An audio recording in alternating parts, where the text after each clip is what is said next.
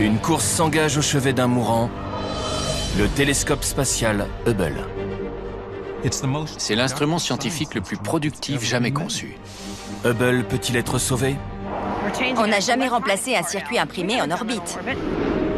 L'opération s'annonce très lourde et mobilisera des milliers de personnes.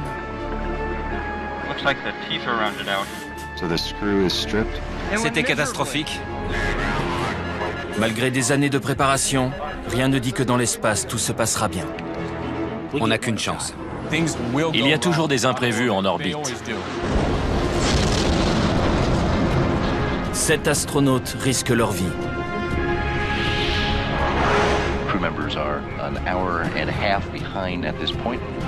Si on est coincé à ce stade, c'est fichu.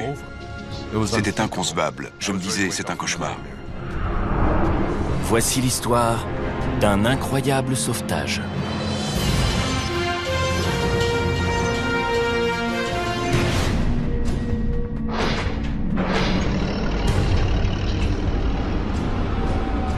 En mai 2009, une mission audacieuse va commencer. Les ultimes réparations du télescope Hubble. Une mission si dangereuse que pendant des années, la NASA s'est refusée à la tenter. Après les accidents, les vols de navettes ont été longtemps arrêtés. On se prépare de son mieux et on croise les doigts. Mais il y a toujours des risques. Il faut être à la hauteur. Les risques, on en parle. Mais je crois en ce projet. Pour réparer Hubble, 7 astronautes passeront 2 semaines dans un environnement qui combine des températures extrêmes et des rayonnements mortels. Pourtant, le plus grand risque ne vient pas de l'espace, mais du vaisseau qui va les y conduire, la navette spatiale.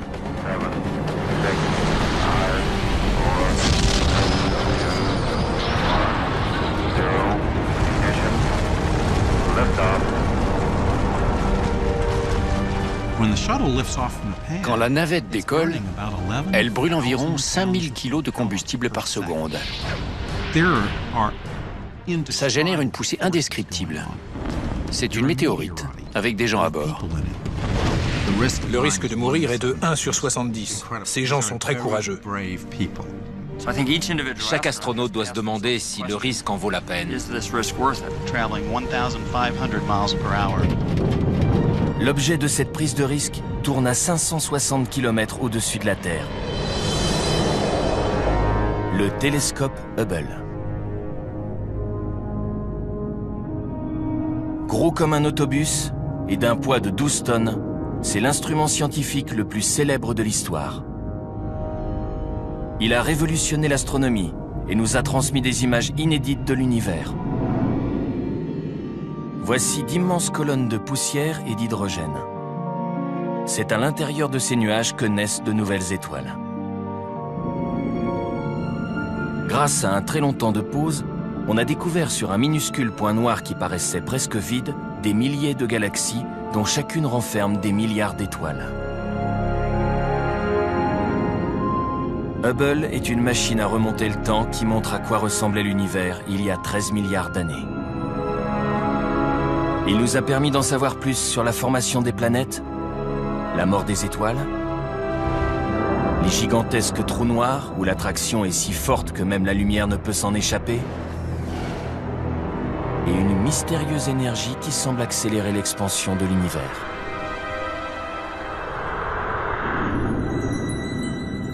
Il y a 20 ans, avant Hubble, on ne connaissait ni la taille ni l'âge de l'univers. Maintenant, on le sait. On ne savait pas si les trous noirs existaient réellement. Grâce à Hubble, on sait désormais qu'ils sont partout. Ce télescope a été le premier à étudier l'atmosphère d'une exoplanète. Sans lui, rien de tout ça ne serait arrivé. Mais Hubble est mal en point. La moitié de ses instruments, y compris la caméra qui a pris ces images, sont en panne. Comme un patient qui nécessite de multiples greffes, le télescope nécessite différentes interventions.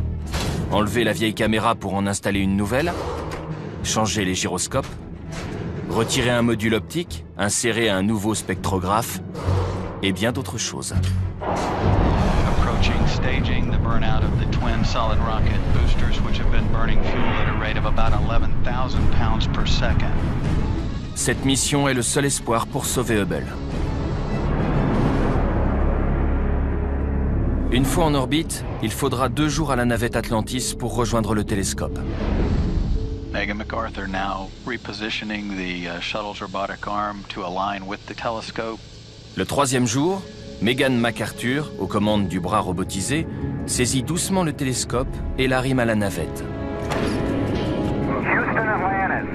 Hubble has arrived on board Atlantis. Le lendemain, les réparations commencent. Je suis sur le pont intermédiaire avec John Grunsfeld. Nos combinaisons sont là, on va effectuer une sortie. Le travail prendra 5 jours, à raison d'1 sortie extravéhiculaire par jour. Mais cette mission a demandé des années de préparation. Tout a commencé il y a bien longtemps.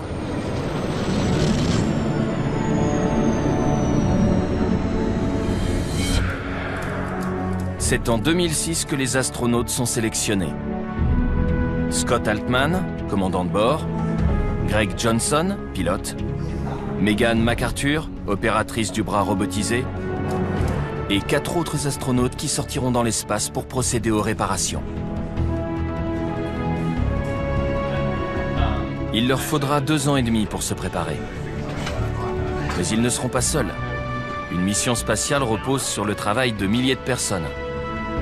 Ingénieurs, techniciens, planificateurs et instructeurs, tous vont aider les 7 astronautes à s'entraîner pour la mission la plus importante de leur vie.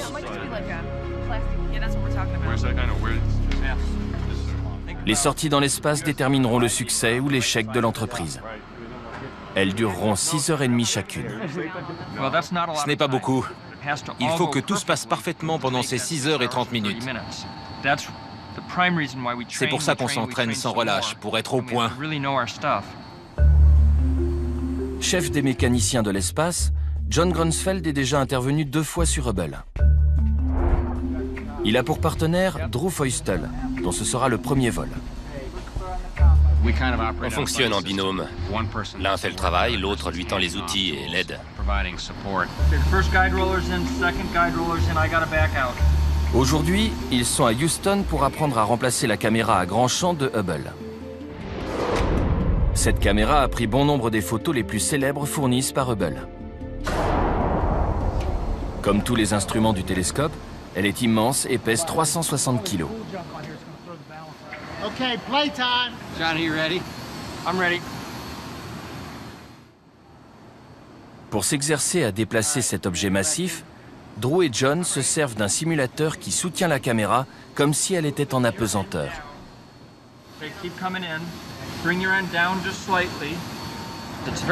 C'est très difficile de se faire une idée de son moment d'inertie et de sa masse. Pas pour la soulever, mais pour comprendre comment l'arrêter ou la diriger.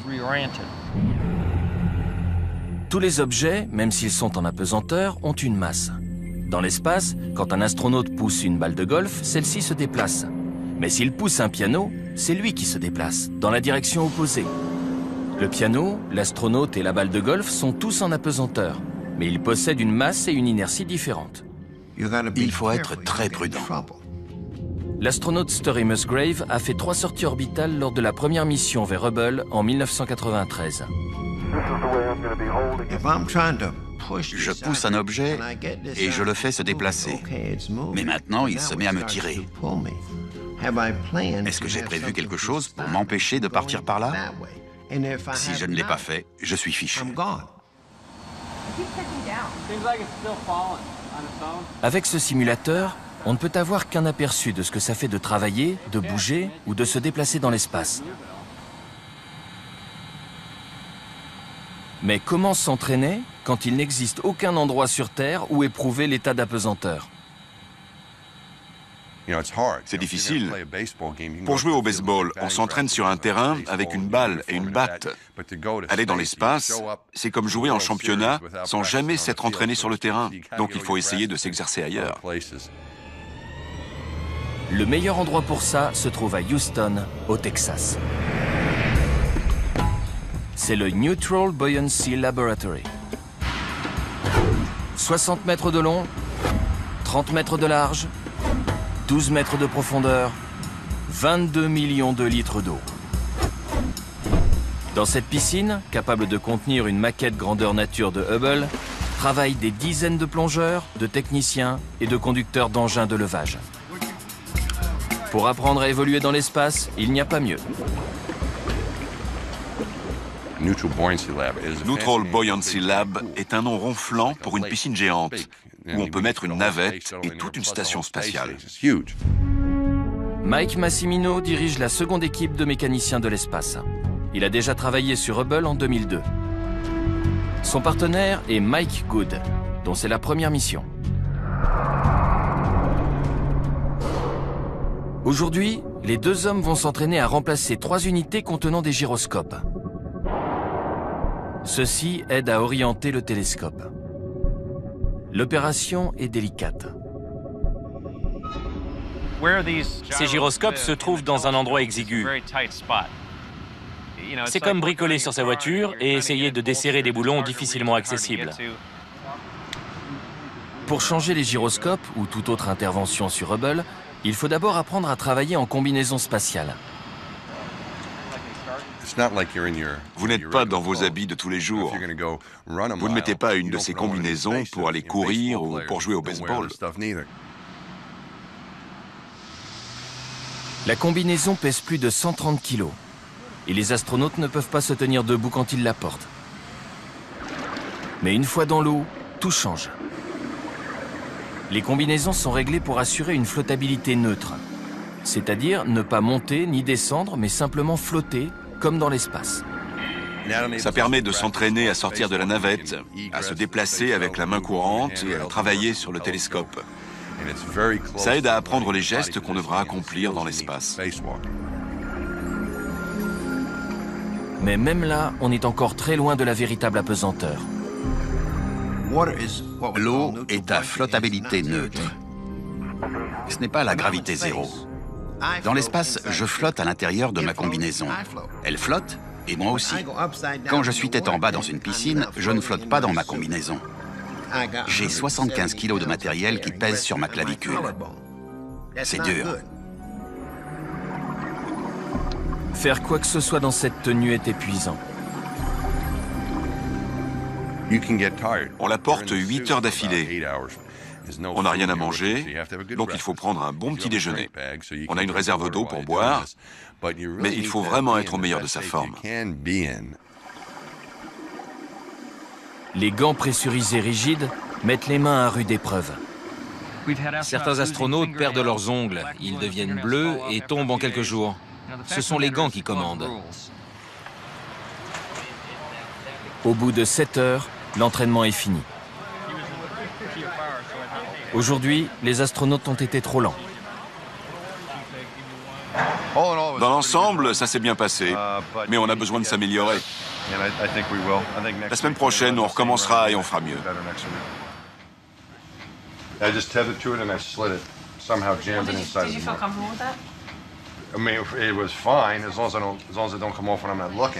Aider les astronautes à travailler mieux et plus vite est la mission de leurs instructeurs Thomas Gonzalez et Christy Hansen. On est leurs coachs, leurs profs, leurs contrôleurs de vol et leurs amis. On écrit les procédures pour les sorties. Est-ce que je te passe l'outil maintenant ou plus tard? Je le pose sur son support ou je le range? Tout est minuté comme dans une chorégraphie. We'll break torque on the A latch. We're going to completely remove wide field from the W site and start maneuvering up to the installation position up at the telescope. Tous ces gestes se comptent en secondes et en minutes. On arrive très vite à 10, 15 ou 30 minutes. Et c'est ce minutage précis qui fait que ça passe ou ça casse. Pendant 2 ans, leur vie va tourner autour de cette chorégraphie. La procédure est plus soigneusement répétée qu'un ballet.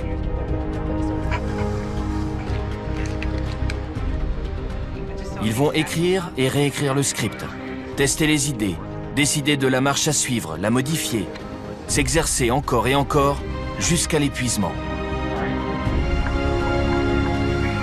Tout cela dans un seul objectif, atteindre la perfection. Les journées sont longues et les esprits s'échauffent. Mais au bout de 2 ans, ils finissent par établir un timing aussi exact et précis que possible.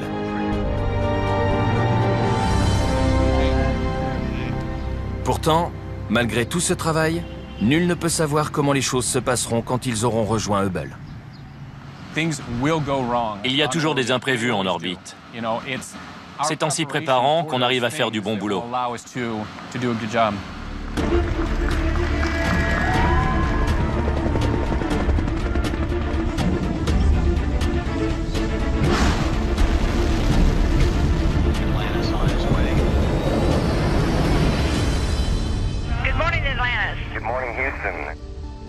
Quatrième jour en orbite. La première sortie est imminente. Drew, c'est ta première sortie dans l'espace. Comment tu te sens? Impatient. Ça va bien se passer. Je suis prêt. Super. John, toi, c'est ta 714e sortie? Ma 6e. Ok.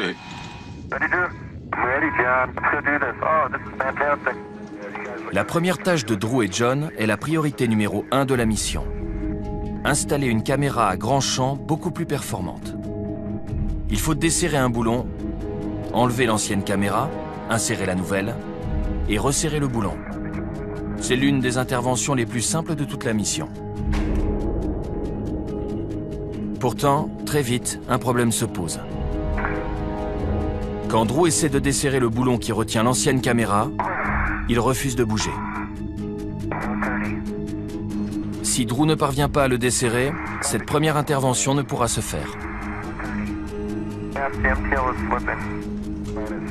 Les seuls à pouvoir physiquement résoudre le problème sont les 2 astronautes, John et Drew.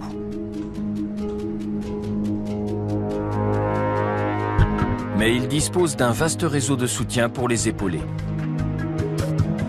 Les 5 autres astronautes dans la navette, Christy Hansen et Thomas Gonzalez au centre de contrôle, et derrière eux, des ingénieurs qui connaissent Hubble mieux que quiconque sur Terre.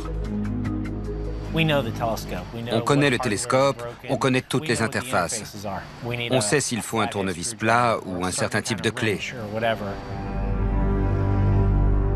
Alors que Drew s'escrime sur le boulon, les ingénieurs rassemblent toutes les informations qu'ils possèdent sur ce dernier, à commencer par son couple, la force à appliquer pour le desserrer. Chaque boulon est serré avec une certaine valeur de couple.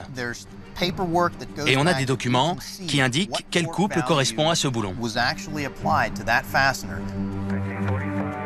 Afin que Drew ne puisse pas trop forcer, sa clé est dotée d'un limiteur de couple appelé MTL. Une fois la limite atteinte, le MTL patine pour éviter que le boulon ne casse.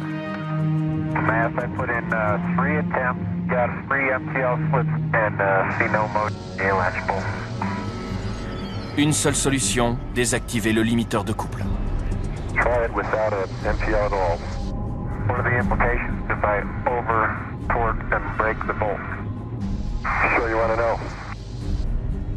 Si le boulon casse, l'ancienne caméra ne pourra pas être sortie. Hubble gardera son équipement obsolète et la nouvelle caméra à grand champ dernier cri retournera sur Terre sans avoir jamais servi.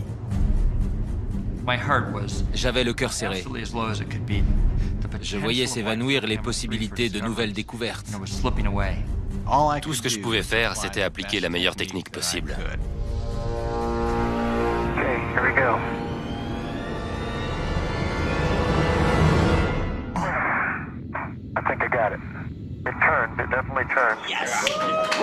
Houston Preview, we copied and saw that. That's great news. My heart's still pounding.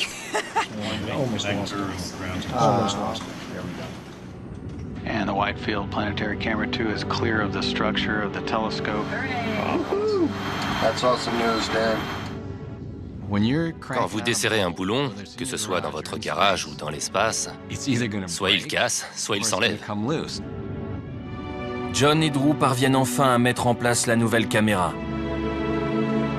Mais il s'en est fallu de peu que l'opération échoue.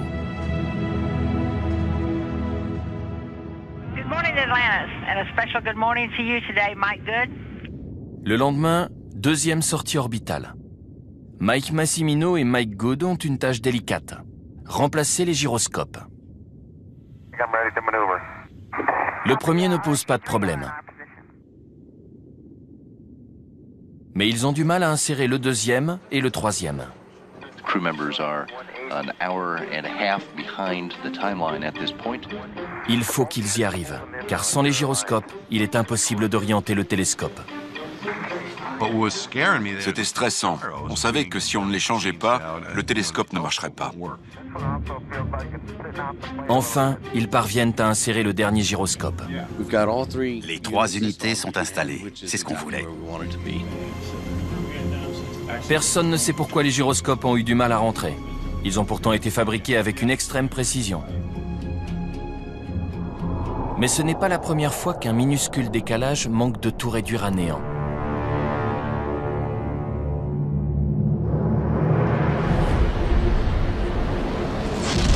En 1990, lors de sa mise sur orbite, on a découvert que Hubble transmettait des images floues. Son miroir présentait un léger défaut de conception de l'ordre d'1/50e de l'épaisseur d'une feuille de papier. Après tout le battage médiatique autour de Hubble, on est devenu la risée de l'Amérique. Il y avait des dessins humoristiques montrant Mr. Magoo comme le créateur de Hubble. En 1993, des astronautes partent installer un dispositif correcteur pour compenser le défaut de courbure.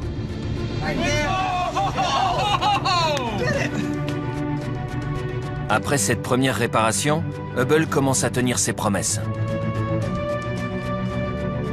D'autres missions de maintenance sont envoyées en 1997, 1999 et 2002. Et les découvertes s'enchaînent.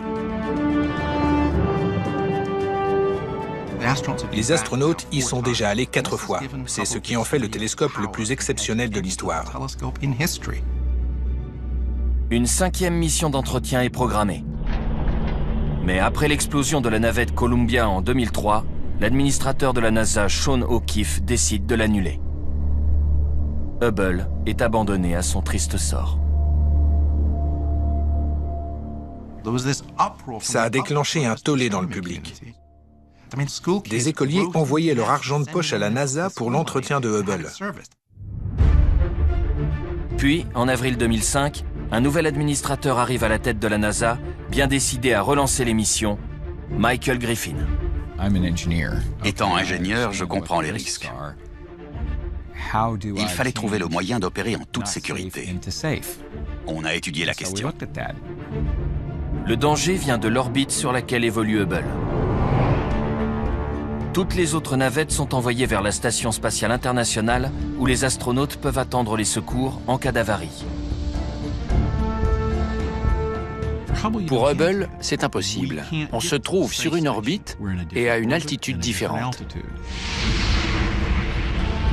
La seule façon de secourir des astronautes en difficulté à proximité de Hubble serait d'avoir une deuxième navette prête à partir à tout moment, chose que la NASA n'est pas sûre de pouvoir faire. Les équipes doivent gérer 2 navettes à la fois. Ce n'est pas rien. En octobre 2006, après 18 mois de réflexion, Michael Griffin annonce sa décision. We are going to add a shuttle servicing mission to the Hubble Space Telescope.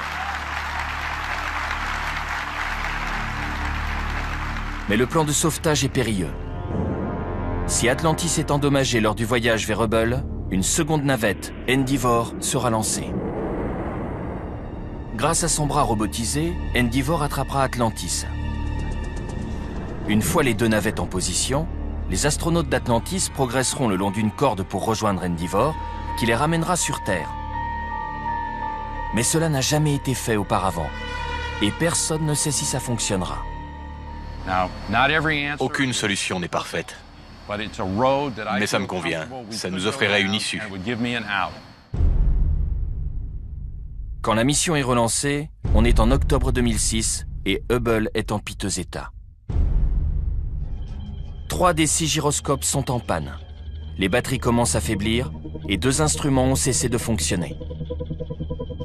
Le premier est le spectrographe STIS, qui décompose la lumière comme un prisme pour analyser la composition chimique de l'atmosphère de planètes situées bien au-delà du système solaire. Le second est la caméra ACS, qui a pris 70% des images fournies par Hubble. la moitié des instruments du télescope sont hors service. C'est comme un orchestre symphonique.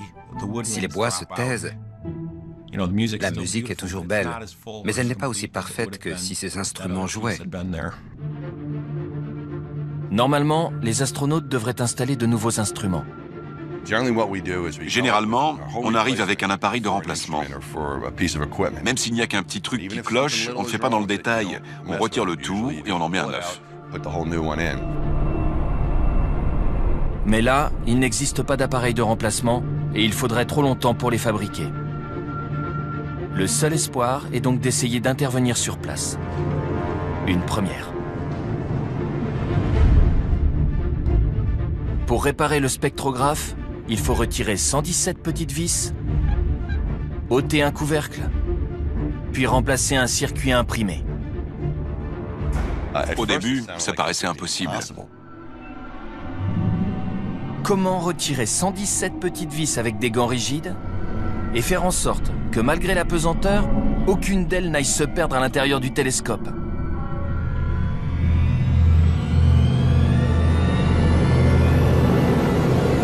La réponse se trouve au centre spatial Goddard dans le Maryland, où travaillent certains des meilleurs ingénieurs du monde.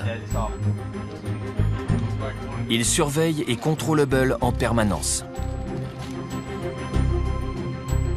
Dans la salle blanche, la plus vaste du monde, ils testent et entretiennent les instruments et pièces détachées qui attendent d'être emportés vers le télescope.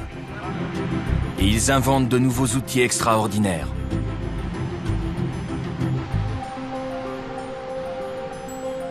C'est grâce à l'un d'eux qu'ils espèrent pouvoir réparer le spectrographe en étant sûrs de récupérer toutes les vis, une plaque de piégeage.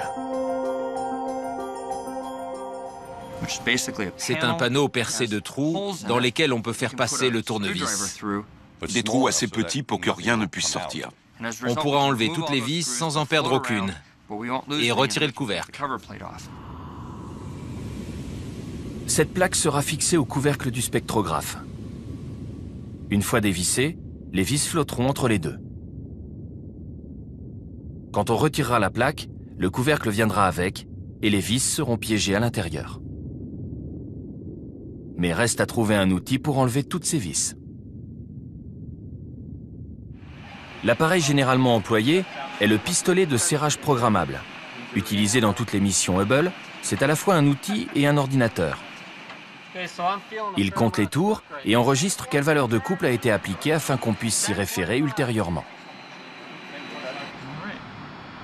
Mais il est puissant, lent et encombrant. Tout le contraire de ce qu'il faudrait. L'ordinateur se trouve sur le dessus et empêche de voir ce qu'on a devant soi. Il fallait quelque chose qui puisse dévisser ces minuscules vis rapidement et délicatement. C'est ce qui nous a conduit du pistolet de serrage programmable à la mini dévisseuse électrique. Comment améliorer au maximum la visibilité? Il faut que l'astronaute puisse placer l'outil sur la vis et voir l'embout s'insérer dans la tête de la vis pour être sûr qu'il est au bon endroit. D'où l'idée de mettre une lumière.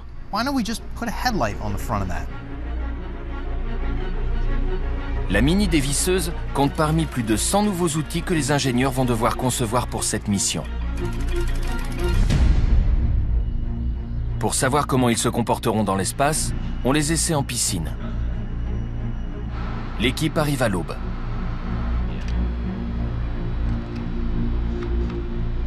Certains des ingénieurs vont plonger pour voir leur création à l'œuvre. Aujourd'hui, exercice de réparation du spectrographe.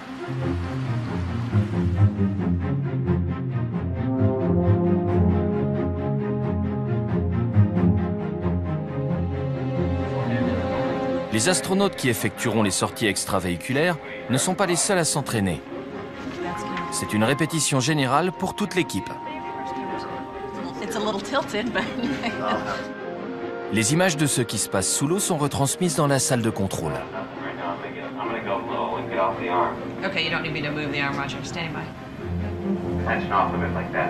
Au premier rang sont assis les autres membres de l'équipage.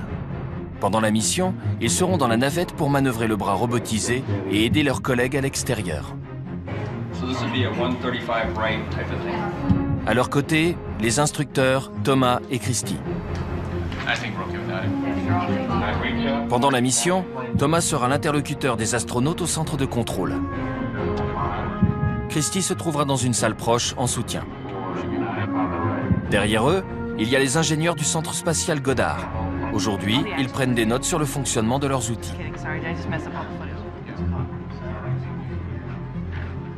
Pour la mission réelle, ils seront dans une autre salle à Houston, prêts à résoudre les problèmes.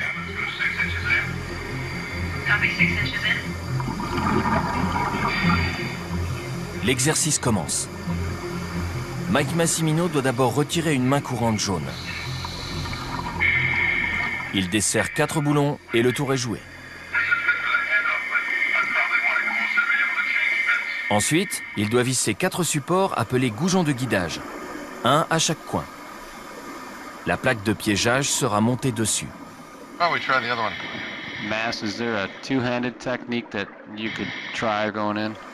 Il y a un problème. Les goujons de guidage ne se vissent pas correctement. These same studs went in fine during this class the other day, so you think there's something different about this instrument in the water? I don't know. Does anybody know for the faster capture plate to be seated properly, do we have to have all 4? Three?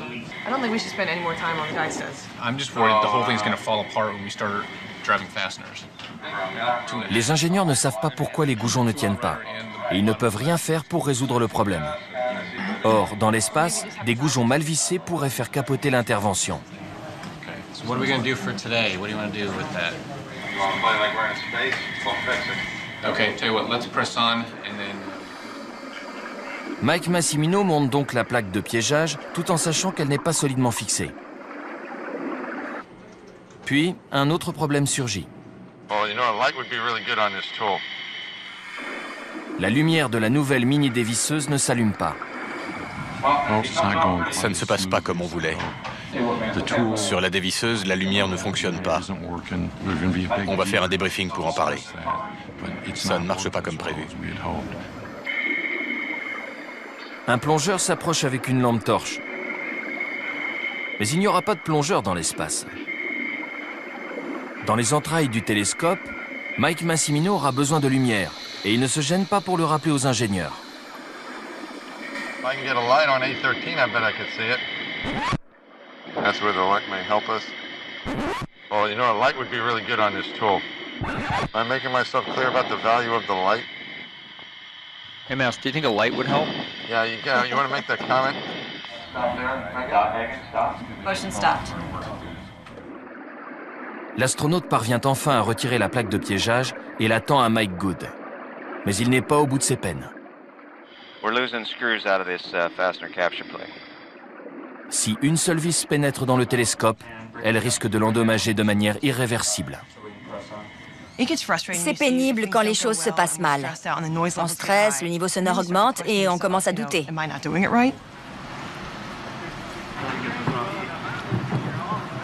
L'exercice de réparation du spectrographe a été une succession de problèmes du début à la fin. Il y a toute une liste de choses qu'on peut rater.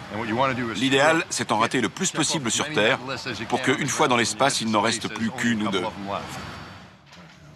For the mini power tool, I think Mike missed the lights today, but I wasn't quite sure. So, don't be on pushing. Is there any way we can get the LEDs fixed on the mini power tool for Thursday? Possibly you could replace the switch, so we're going to take a shot at that and see if that'll work. On a consacré du temps, de l'argent et du travail là-dessus. Mais si je ne vois pas les vis, ça ne marchera pas. Personnellement, ce dont j'ai vraiment besoin, c'est d'une lumière pour voir ce que je fais. Si je ne l'ai pas, tout le reste ne sert à rien parce que je ne pourrai pas enlever les vis.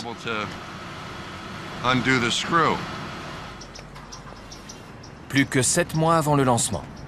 La semaine a été longue. Les ingénieurs sont sur la brèche. Ils vont passer le week-end à travailler sur la mini dévisseuse. C'est beaucoup de stress. Il faut modifier les outils et les améliorer. Alors l'équipe se donne à fond. pushing the limit a little bit.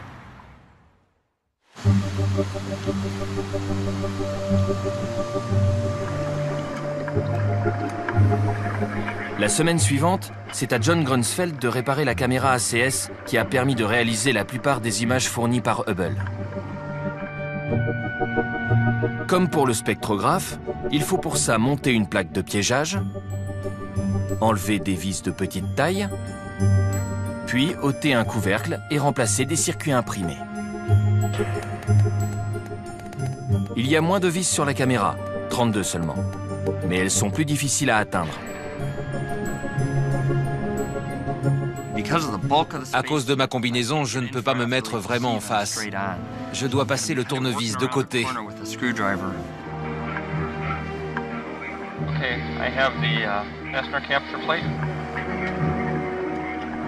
Les ingénieurs ont réparé la lumière de la mini dévisseuse. Mais paradoxalement, cela pose un nouveau problème. Reflection of the tool on the plastic is making it so I can't see if I'm in the screw head. Yeah, it's just looks like the teeth are rounded out. So the screw is stripped? Yeah. Okay. Une vis abîmée. Dans l'espace, ce serait un désastre, rendant impossible toute la procédure. Encore une journée décevante. L'équipe ne sait toujours pas si ce programme de réparation ambitieux est réalisable. Fatigant. On a fait ce qu'on a pu. C'était catastrophique. On a eu des tas de problèmes. L'empreinte des vis à tête cruciforme était abîmée. C'est un scénario catastrophe parce que, dans ce cas, on ne pourra pas ôter le couvercle. Donc là, mon niveau de confiance est au plus bas. Mais c'est comme ça. Pour pouvoir effectuer les réparations, il faut que les outils fonctionnent parfaitement et que les astronautes répètent le moindre geste jusqu'à ce qu'ils deviennent automatiques. On doit entraîner le corps. L'esprit seul ne suffit pas. Le corps doit savoir comment accomplir la tâche.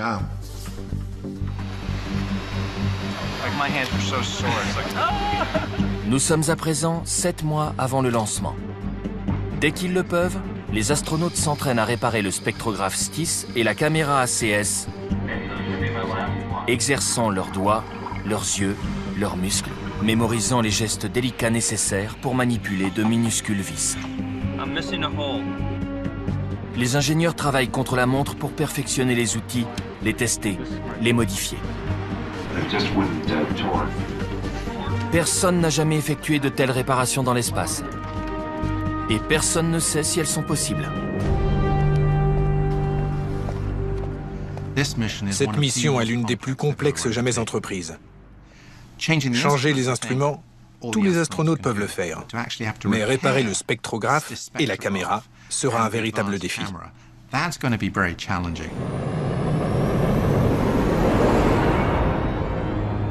Good morning, Atlantis. And a special good morning to you today, John. 6e jour de la mission. La 3e sortie va commencer.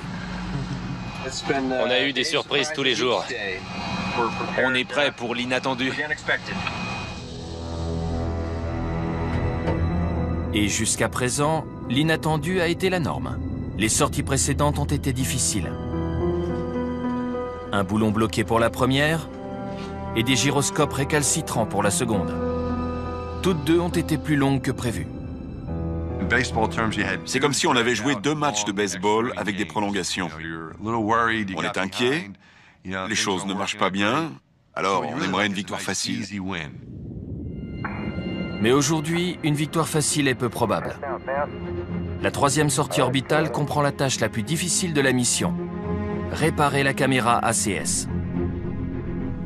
Il y a la fatigue, l'épuisement. On avait déjà beaucoup bataillé. Et réparer la caméra le 3e jour, je me demandais si on en était capable.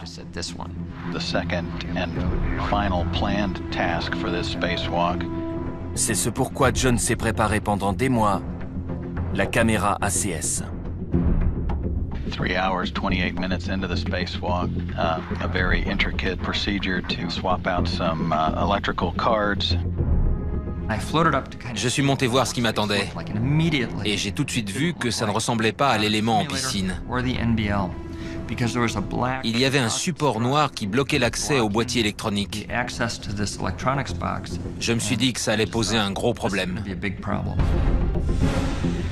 Si l'astronaute ne peut pas retirer les circuits imprimés, la réparation sera finie avant même d'avoir commencé. Mais d'abord, John doit enlever les 32 vis. Tout se déroule sans incident. The fastener capture plate now removed, having done its job of capturing the 32 tiny screws. Pour l'instant, tout va bien. Aucune vis ne s'est échappée. À présent, le moment fatidique. Sortir les circuits imprimés.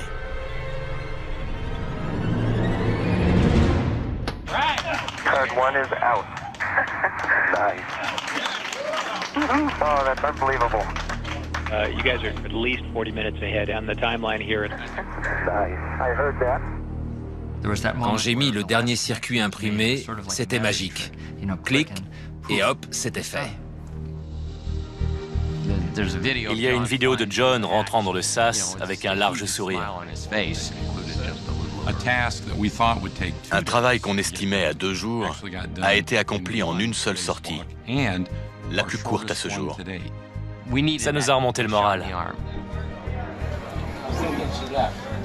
Les ingénieurs qui ont conçu les outils et planifié la réparation sont ravis. No issues, ahead of the timeline, went smooth just like they practiced it. Le lendemain, Mike Massimino doit réparer le spectrographe STIS. Il va devoir fixer la plaque de piégeage, enlever plus de 100 vis de petite taille, retirer la plaque, puis remplacer une carte électronique. Mais avant ça, il doit d'abord démonter une main courante qui sinon le gênerait. Il lui suffit de dévisser 4 boulons. Il a répété l'opération des dizaines de fois. That handrail is obstructing the attachment of the fastener capture plate. Cette première opération avait été presque un détail lors des répétitions. Mais là, un des boulons était complètement abîmé. La dévisseuse tourne dans le vide. La tête du dernier boulon est endommagée. Impossible de le desserrer. Il ne s'agit pas de l'une des toutes petites vis, mais d'un gros boulon accessible. En plusieurs années d'entraînement, ce problème ne s'est jamais posé.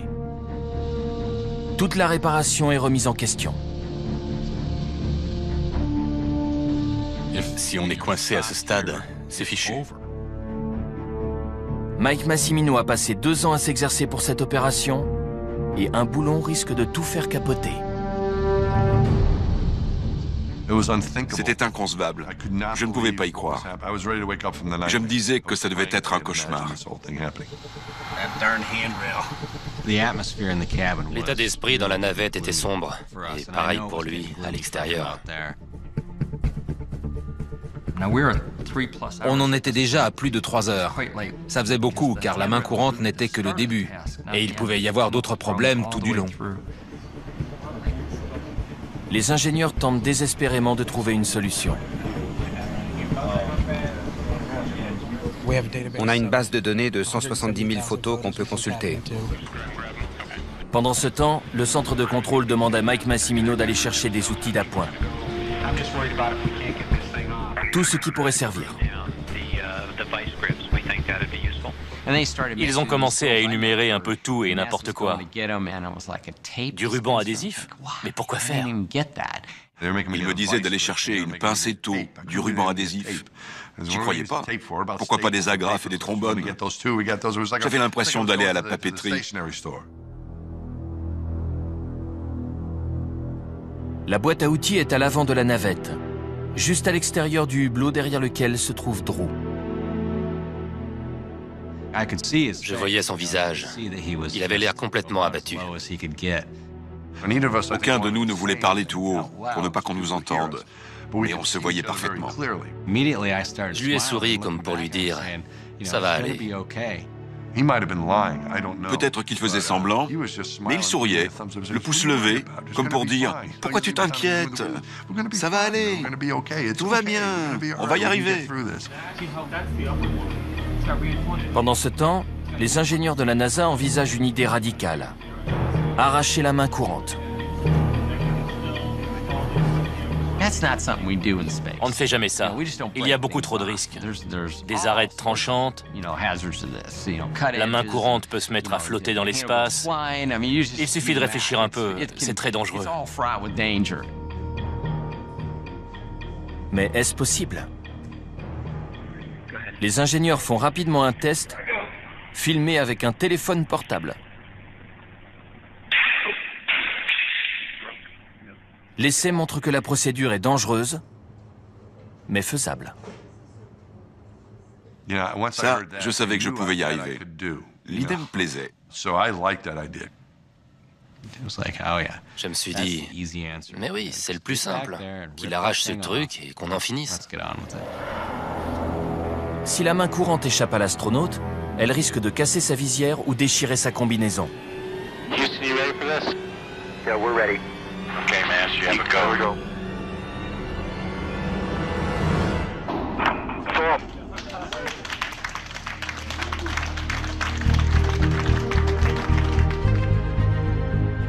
Quel soulagement quand ce truc s'est détaché. J'avais de nouveau la situation en main. Peu importe ce qui se passerait ensuite, on y arriverait. La main courante était la montagne. Cette montagne franchie, la réparation du spectrographe peut continuer. Au final, l'opération dure 8 heures et 2 minutes. C'est l'une des plus longues sorties dans l'espace de l'histoire de la NASA. Mais l'intervention est réussie. Le lendemain, John et Drew s'attellent aux dernières tâches de la mission.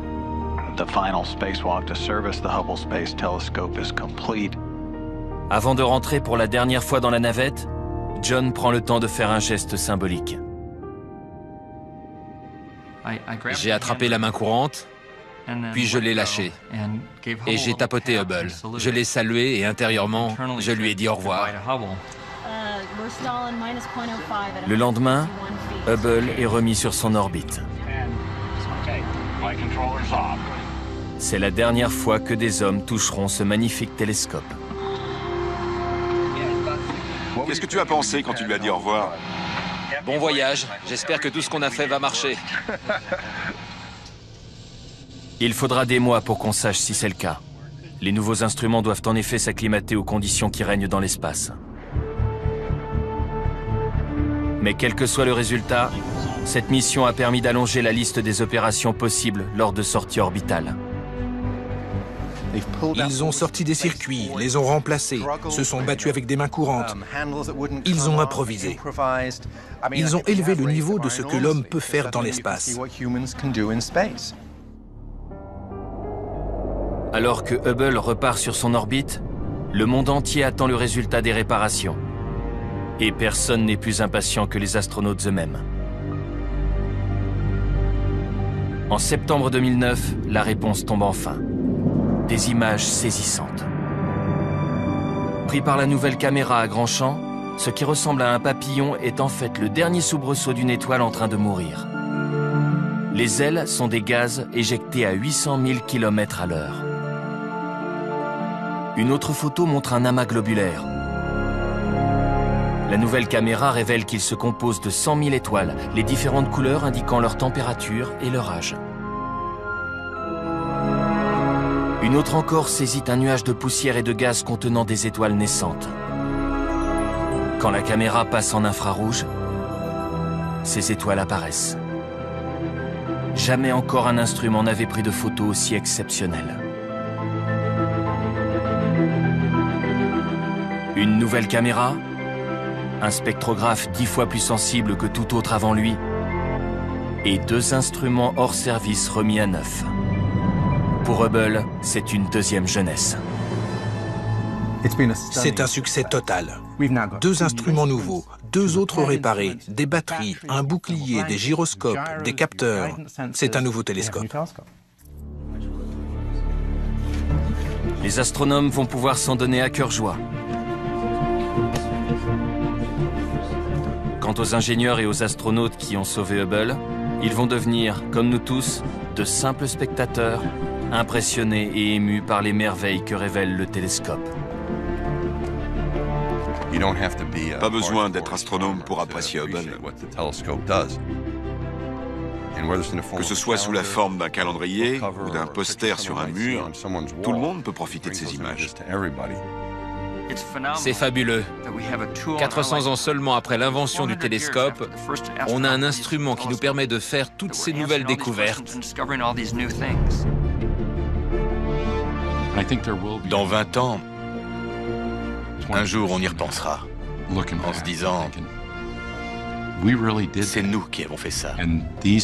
Et toutes ces choses que nous avons apprises, c'est parce que toute une équipe, tous ces gens qui sont devenus notre famille, ont fait en sorte que ce soit possible.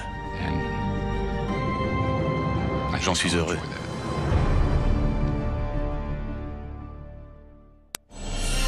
Vendredi prochain, nous saurons compter les exploits de 2 pionniers méconnus de la conquête spatiale en ballon.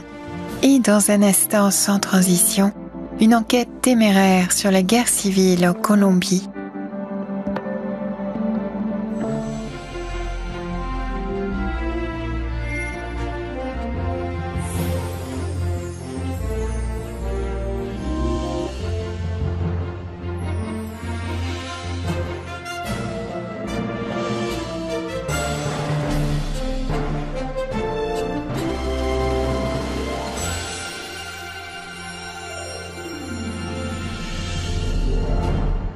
On a découvert sur un minuscule point noir qui paraissait presque vide des milliers de galaxies dont chacune renferme des milliards d'étoiles. Hubble est une machine à remonter le temps qui montre à quoi ressemblait l'univers il y a 13 milliards d'années. Il nous a permis d'en savoir plus sur la formation des planètes, la mort des étoiles, les gigantesques trous noirs où l'attraction est si forte que même la lumière ne peut s'en échapper, et une mystérieuse énergie qui semble accélérer l'expansion de l'univers.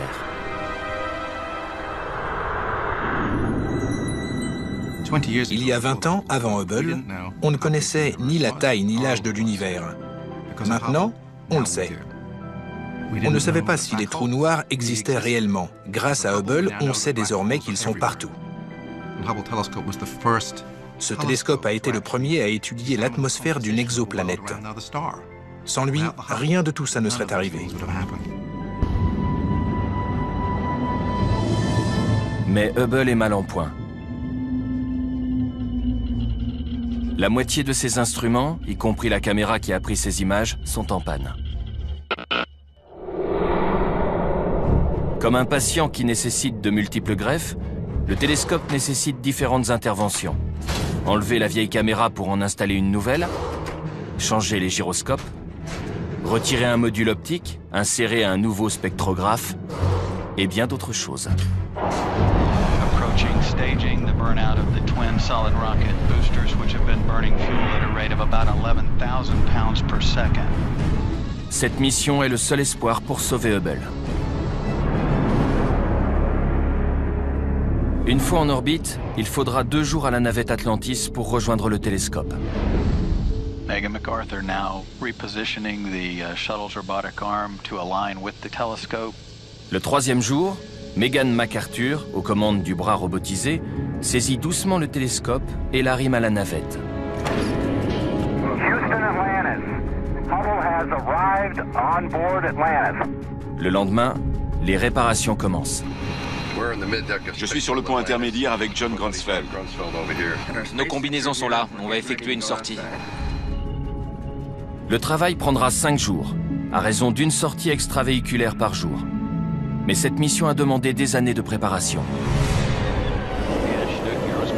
Tout a commencé il y a bien longtemps.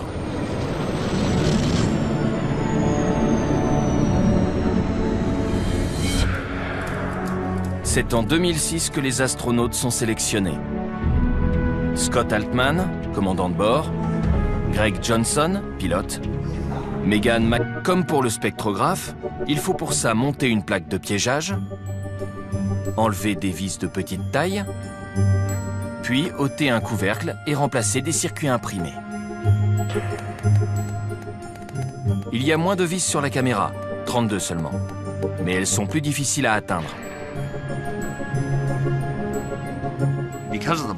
À cause de ma combinaison, je ne peux pas me mettre vraiment en face. Je dois passer le tournevis de côté.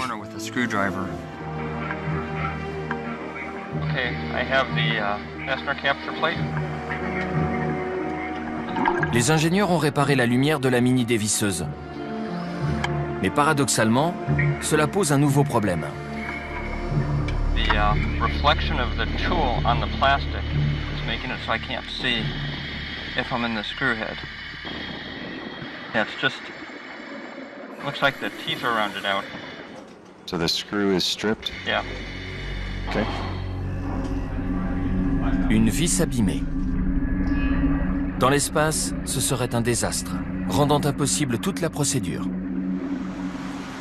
Encore une journée décevante. L'équipe ne sait toujours pas si ce programme de réparation ambitieux est réalisable. Fatigant. On a fait ce qu'on a pu. C'était catastrophique. On a eu des tas de problèmes. L'empreinte des vis à tête cruciforme était abîmée.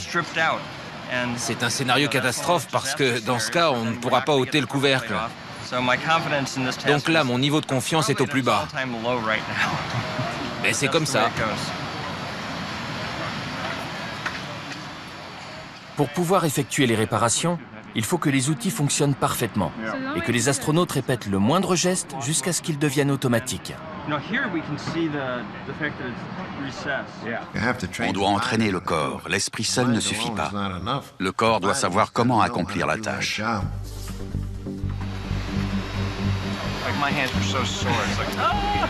Nous sommes à présent 7 mois avant le lancement. Dès qu'ils le peuvent, les astronautes s'entraînent à réparer le spectrographe STIS et la caméra ACS, exerçant leurs doigts, leurs yeux, leurs muscles, mémorisant les gestes délicats nécessaires pour manipuler de minuscules vis. Les ingénieurs travaillent contre la montre pour perfectionner les outils, les tester, les modifier. Personne n'a jamais effectué de telles réparations dans l'espace. Et personne ne sait si elles sont possibles.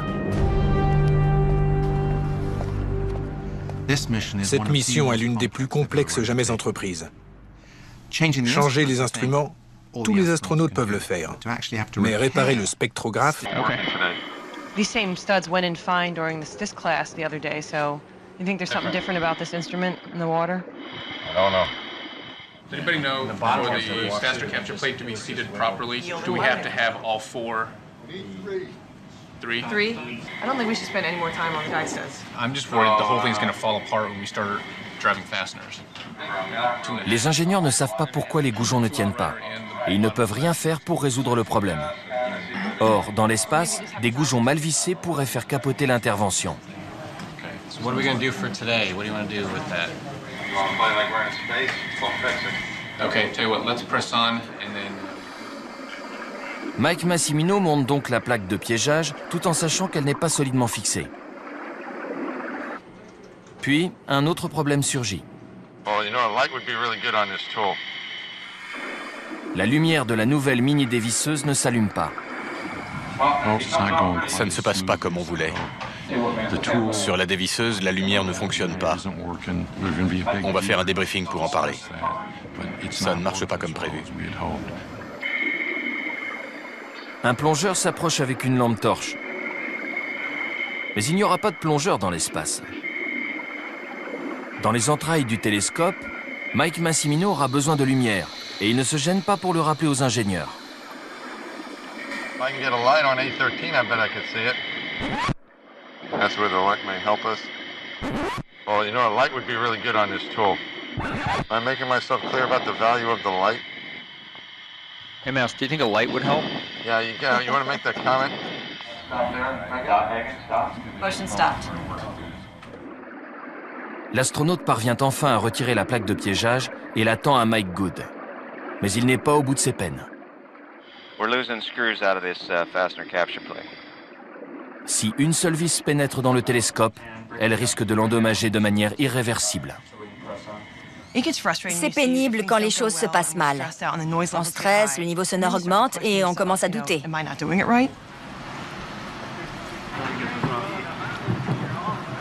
L'exercice de réparation du spectrographe a été une succession de problèmes du début à la fin. Il y a toute une liste de choses qu'on peut rater. L'idéal, c'est en rater le plus possible sur Terre pour qu'une fois dans l'espace, il n'en reste plus qu'une ou deux. For the mini power tool, I think Mike missed the lights today, but I wasn't quite sure. So, don't beat on the bush on this. Is there any way we can get the LEDs fixed on the mini power tool for Thursday? Possibly you could replace the switch, so we're going to take a shot at that and see if that'll work.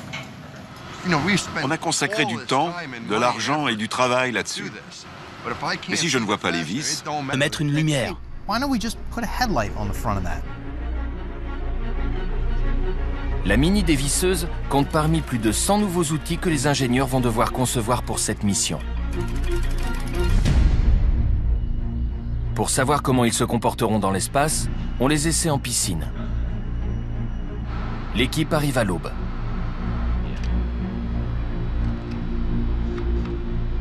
Certains des ingénieurs vont plonger pour voir leur création à l'œuvre. Aujourd'hui, exercice de réparation du spectrographe.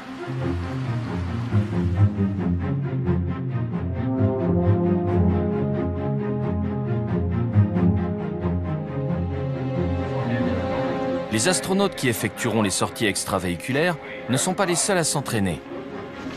C'est une répétition générale pour toute l'équipe. Les images de ce qui se passe sous l'eau sont retransmises dans la salle de contrôle.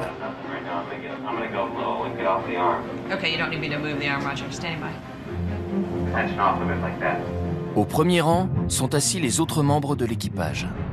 Pendant la mission, ils seront dans la navette pour manœuvrer le bras robotisé et aider leurs collègues à l'extérieur. À leur côté, les instructeurs Thomas et Christy. Pendant la mission, Thomas sera l'interlocuteur des astronautes au centre de contrôle. Christy se trouvera dans une salle proche en soutien. Derrière eux, il y a les ingénieurs du centre spatial Goddard. Aujourd'hui, ils prennent des notes sur le fonctionnement de leurs outils.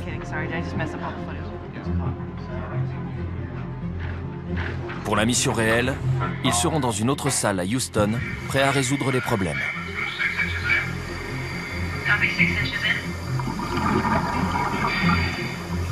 L'exercice commence. Mike Massimino doit d'abord retirer une main courante jaune. Il dessert 4 boulons et le tour est joué. Ensuite, il doit visser 4 supports appelés goujons de guidage, un à chaque coin. La plaque de piégeage sera montée dessus.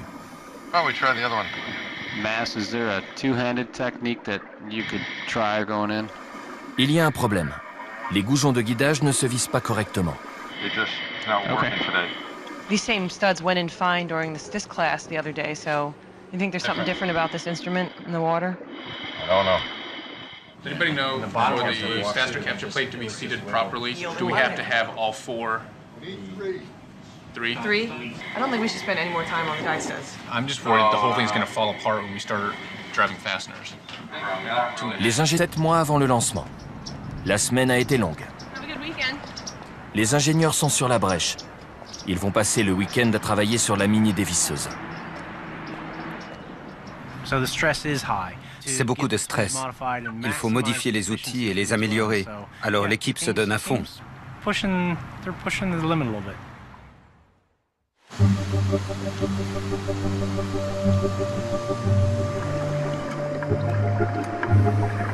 La semaine suivante, c'est à John Grunsfeld de réparer la caméra ACS qui a permis de réaliser la plupart des images fournies par Hubble. Comme pour le spectrographe, il faut pour ça monter une plaque de piégeage, enlever des vis de petite taille, puis ôter un couvercle et remplacer des circuits imprimés. Il y a moins de vis sur la caméra, 32 seulement, mais elles sont plus difficiles à atteindre. À cause de ma combinaison, je ne peux pas me mettre vraiment en face.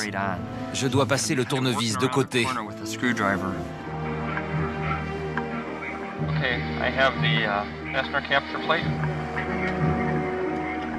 Les ingénieurs ont réparé la lumière de la mini-dévisseuse. Mais paradoxalement, cela pose un nouveau problème. The reflection of the tool on the plastic is making it so I can't see if I'm in the screw head. Yeah, it's just looks like the teeth are rounded out. So the screw is stripped? Yeah. Okay. Une vis abîmée. Dans l'espace, ce serait un désastre, rendant impossible toute la procédure. Encore une journée décevante. L'équipe ne sait toujours pas si ce programme de réparation ambitieux est réalisable. Fatigant. On a fait ce qu'on a pu. C'était catastrophique. On a eu des tas de problèmes. L'empreinte des vis à tête cruciforme était abîmée. C'est un scénario catastrophe parce que, dans ce cas, on ne pourra pas ôter le couvercle. Donc là, mon niveau de confiance est au plus bas. Mais c'est comme ça. Pour pouvoir effectuer les réparations, il faut que les outils fonctionnent parfaitement et que les astronautes répètent le moindre geste jusqu'à ce qu'ils deviennent automatiques. On doit entraîner le corps. L'esprit seul ne suffit pas.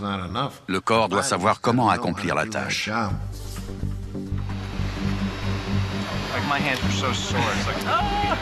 Nous sommes à présent 7 mois avant le lancement.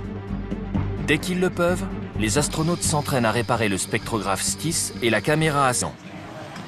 What are we going to do for today? What do you want to do with that? You want to play like we're in space? We'll fix it. Okay, tell you what, let's press on and then... Mike Massimino monte donc la plaque de piégeage tout en sachant qu'elle n'est pas solidement fixée. Puis, un autre problème surgit. Oh, you know, a light would be really good on this tool. La lumière de la nouvelle mini-dévisseuse ne s'allume pas. Ça ne se passe pas comme on voulait. Sur la dévisseuse, la lumière ne fonctionne pas. On va faire un débriefing pour en parler. Ça ne marche pas comme prévu. Un plongeur s'approche avec une lampe torche. Mais il n'y aura pas de plongeur dans l'espace. Dans les entrailles du télescope, Mike Massimino aura besoin de lumière et il ne se gêne pas pour le rappeler aux ingénieurs. If I can get a light on A13, I bet I could see it. That's where the light may help us. Oh, you know, a light would be really good on this tool. Am I making myself clear about the value of the light? Hey, Mouse, do you think a light would help? Yeah, you want to make that comment? Stop there. Stop. Motion stopped. L'astronaute parvient enfin à retirer la plaque de piégeage et la tend à Mike Good. Mais il n'est pas au bout de ses peines. We're losing screws out of this fastener capture plate. Si une seule vis pénètre dans le télescope, elle risque de l'endommager de manière irréversible. C'est pénible quand les choses se passent mal. On stresse, le niveau sonore augmente et on commence à douter.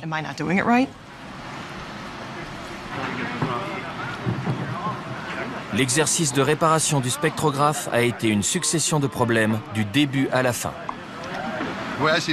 Il y a toute une liste de choses qu'on peut rater. L'idéal, c'est en rater le plus possible sur Terre pour qu'une fois dans l'espace, il n'en reste plus qu'une ou deux.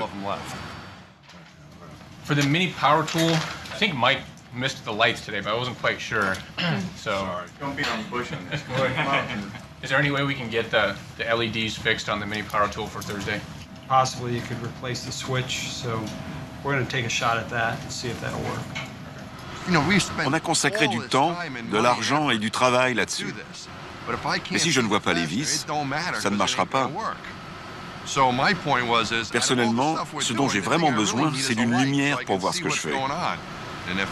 Si je ne l'ai pas, tout le reste ne sert à rien parce que je ne pourrai pas enlever les vis.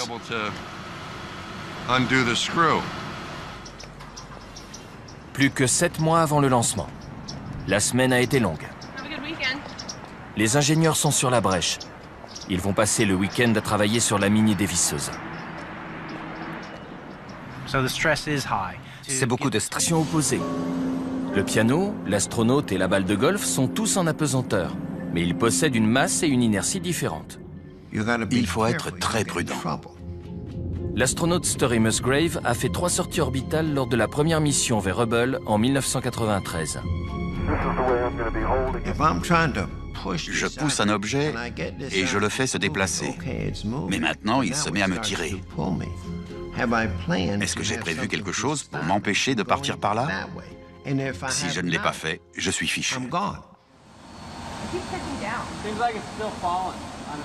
Avec ce simulateur, on ne peut avoir qu'un aperçu de ce que ça fait de travailler, de bouger ou de se déplacer dans l'espace.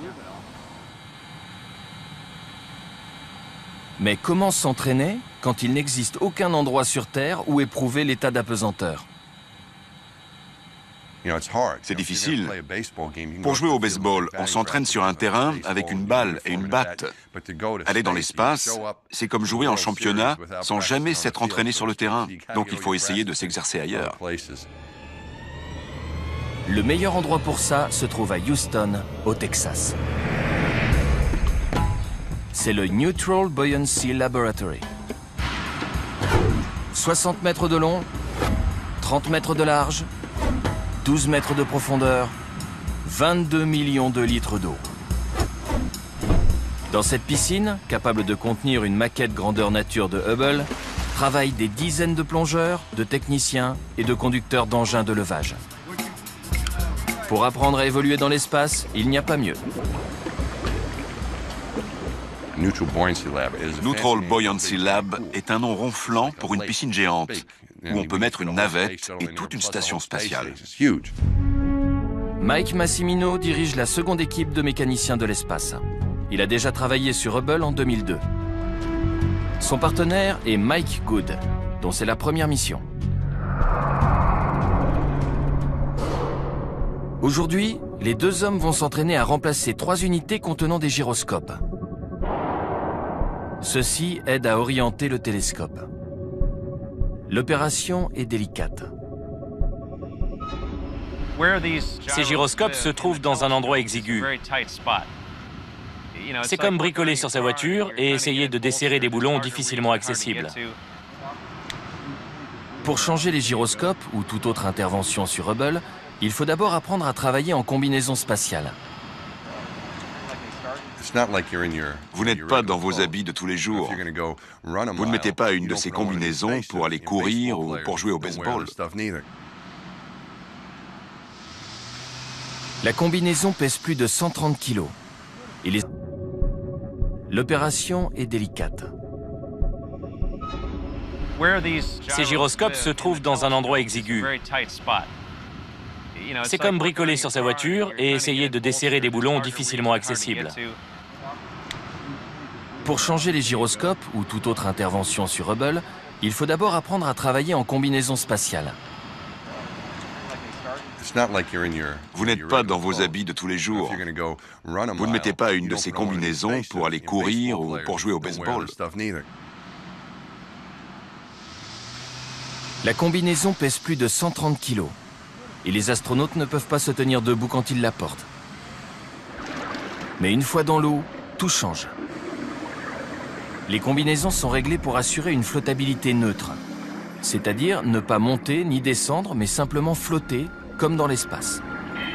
Ça permet de s'entraîner à sortir de la navette, à se déplacer avec la main courante et à travailler sur le télescope. Ça aide à apprendre les gestes qu'on devra accomplir dans l'espace. Mais même là, on est encore très loin de la véritable apesanteur. L'eau est à flottabilité neutre. Ce n'est pas la gravité zéro. Dans l'espace, je flotte à l'intérieur de ma combinaison. Elle flotte, et moi aussi.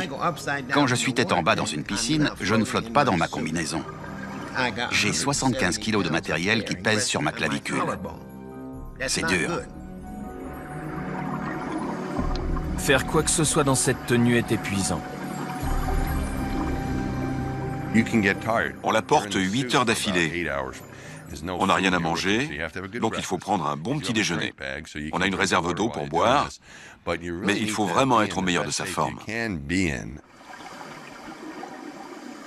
Les gants pressurisés rigides mettent les mains à rude épreuve. Certains astronautes perdent leurs ongles, ils deviennent bleus et tombent en quelques jours. Ce sont les gants qui commandent. Au bout de 7 heures, l'entraînement est fini. Aujourd'hui, les astronautes ont été trop lents. Dans l'ensemble, ça s'est bien passé, mais on a besoin de s'améliorer. La semaine prochaine, on recommencera et on fera mieux.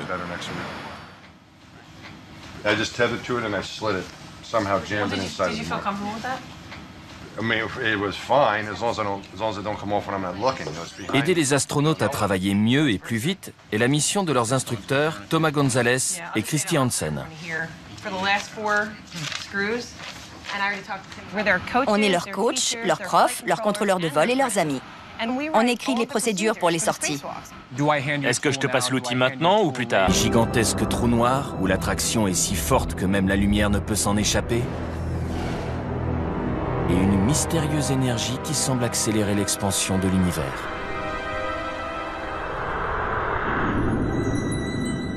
Il y a 20 ans, avant Hubble, on ne connaissait ni la taille ni l'âge de l'univers. Maintenant, on le sait. On ne savait pas si les trous noirs existaient réellement. Grâce à Hubble, on sait désormais qu'ils sont partout. Ce télescope a été le premier à étudier l'atmosphère d'une exoplanète. Sans lui, rien de tout ça ne serait arrivé. Mais Hubble est mal en point. La moitié de ses instruments, y compris la caméra qui a pris ces images, sont en panne. Comme un patient qui nécessite de multiples greffes, le télescope nécessite différentes interventions. Enlever la vieille caméra pour en installer une nouvelle, changer les gyroscopes, retirer un module optique, insérer un nouveau spectrographe et bien d'autres choses. Approaching staging, the burnout of the twin solid rocket boosters, which have been burning fuel at a rate of about 11,000 pounds per second. Cette mission est le seul espoir pour sauver Hubble. Une fois en orbite, il faudra 2 jours à la navette Atlantis pour rejoindre le télescope. Megan MacArthur now repositioning the shuttle's robotic arm to align with the telescope.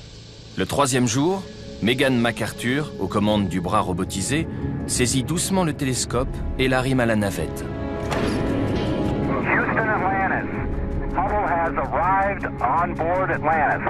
Le lendemain, les réparations commencent. Je suis sur le pont intermédiaire avec John Grunsfeld. Nos combinaisons sont là, on va effectuer une sortie. Le travail prendra 5 jours, à raison d'une sortie extravéhiculaire par jour. Mais cette mission a demandé des années de préparation. Tout a commencé il y a bien longtemps.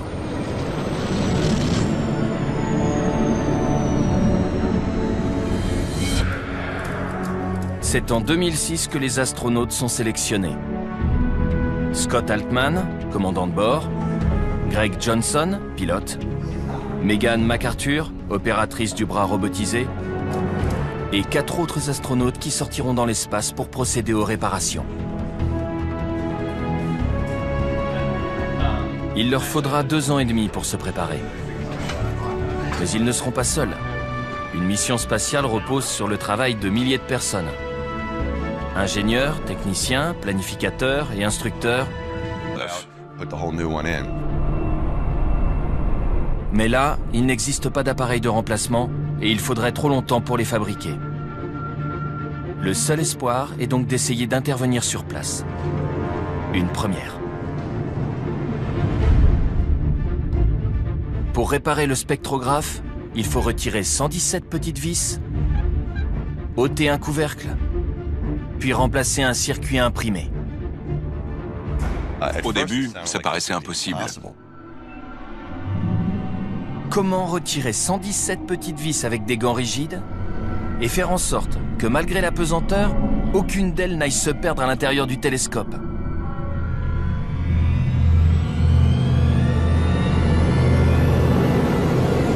La réponse se trouve au centre spatial Goddard dans le Maryland, où travaillent certains des meilleurs ingénieurs du monde. Ils surveillent et contrôlent Hubble en permanence. Dans la salle blanche, la plus vaste du monde, ils testent et entretiennent les instruments et pièces détachées qui attendent d'être emportés vers le télescope. Et ils inventent de nouveaux outils extraordinaires.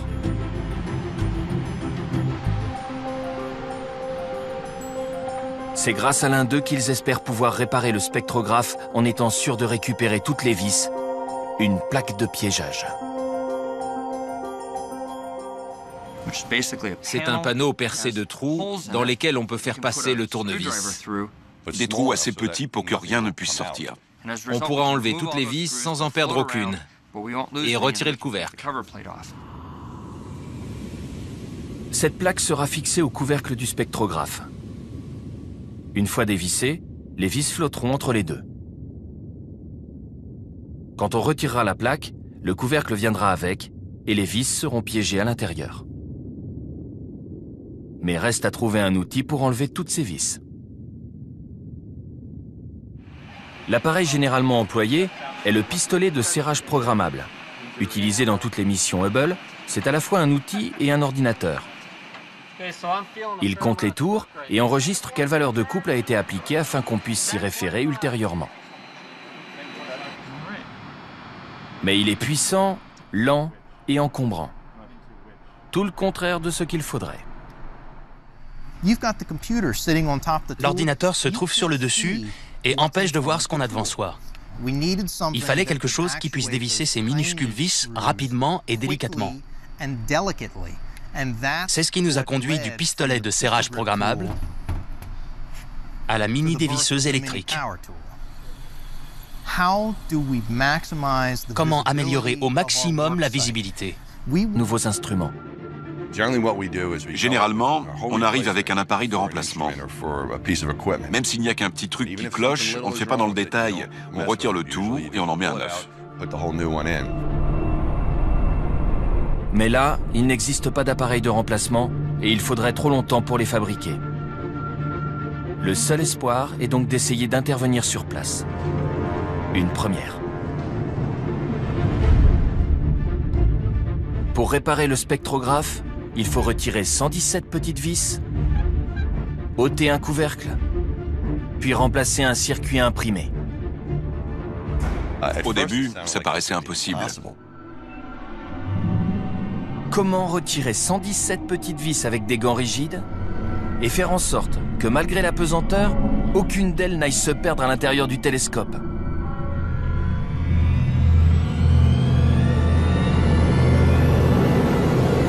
La réponse se trouve au centre spatial Goddard dans le Maryland, où travaillent certains des meilleurs ingénieurs du monde. Ils surveillent et contrôlent Hubble en permanence. Dans la salle blanche, la plus vaste du monde, ils testent et entretiennent les instruments et pièces détachées qui attendent d'être emportés vers le télescope. Et ils inventent de nouveaux outils extraordinaires.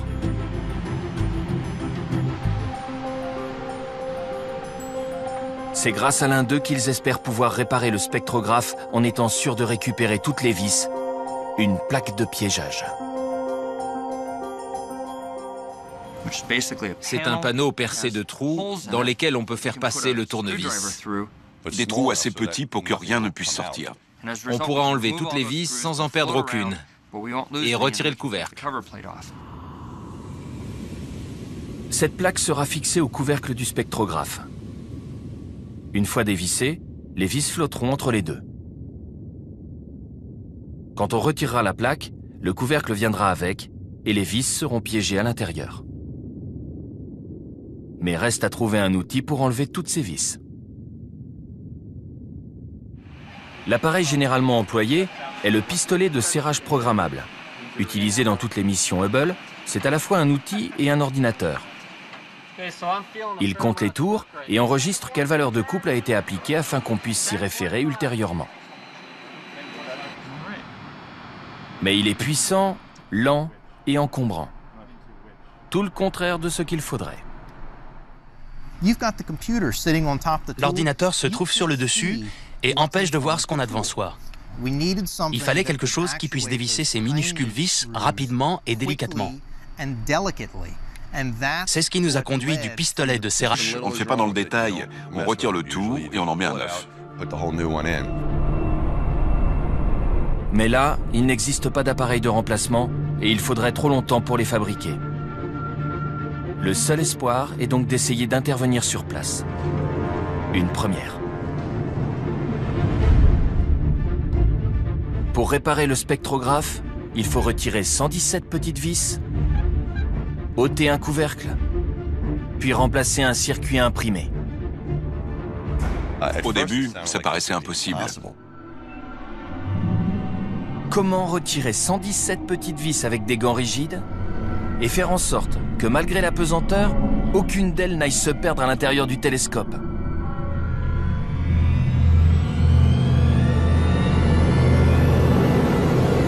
La réponse se trouve au centre spatial Goddard dans le Maryland, où travaillent certains des meilleurs ingénieurs du monde. Ils surveillent et contrôlent Hubble en permanence. Dans la salle blanche, la plus vaste du monde, ils testent et entretiennent les instruments et pièces détachées qui attendent d'être emportés vers le télescope. Et ils inventent de nouveaux outils extraordinaires.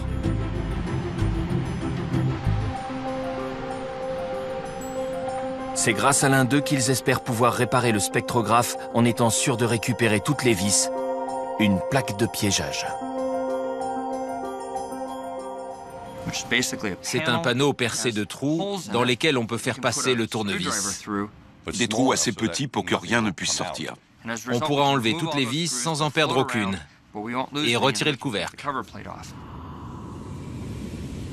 Cette plaque sera fixée au couvercle du spectrographe. Une fois dévissées, les vis flotteront entre les deux. Quand on retirera la plaque, le couvercle viendra avec et les vis seront piégées à l'intérieur. Mais reste à trouver un outil pour enlever toutes ces vis. L'appareil généralement employé est le pistolet de serrage programmable. Utilisé dans toutes les missions Hubble, c'est à la fois un outil et un ordinateur.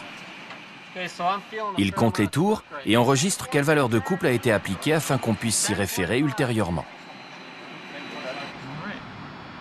Mais il est puissant, lent et encombrant.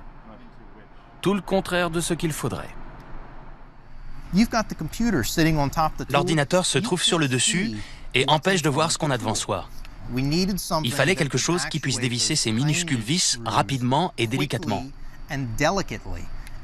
C'est ce qui nous a conduit du pistolet de serrage programmable à la mini dévisseuse électrique.